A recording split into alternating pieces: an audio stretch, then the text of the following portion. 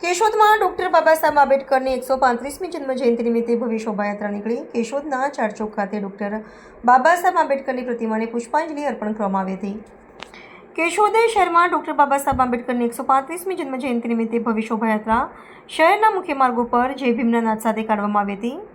કેશોદ, મેઘવાળ, પંચ અને અન્ય સંલગ્ન સંસ્થાઓ સાથે જોડાઈને નીકળેલી ભવ્ય શોભાયાત્રાનું ઠેર ઠેર સ્વાગત અભિવાદન કરવામાં આવ્યું હતું. બાબા સાહેબ આંબેડકર મૂળ નામ ભીમરાવ રામજી આંબેડકર એક કાયદાશાસ્ત્રી, રાજનેતા, તત્વચિંતક, નૃવંશશાસ્ત્રી, ઇતિહાસકાર અને અર્થશાસ્ત્રી તેમજ અનેક વિષયના જ્ઞાતા હતા. તેઓ ડૉક્ટર બાબા સાહેબ આંબેડકરના હુલામણા નામથી પણ જાણીતા છે. તેઓએ ભારતમાં બૌદ્ધ પુનર્જાગરણ આંદોલનની શરૂઆત કરી.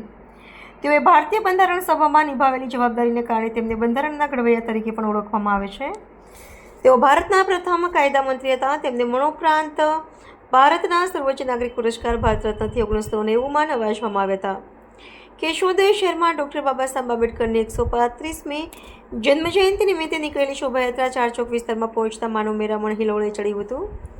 કેશોદના ધારાસભ્ય દેવાભાઈ માલમ સાથે પદાધિકારીઓ, હોદ્દેદારોને કાર્યકરો દ્વારા ડૉક્ટર બાબા સાહેબ આંબેડકરની પ્રતિમાને પુષ્પાંજલિ અર્પણ કરવામાં આવી હતી.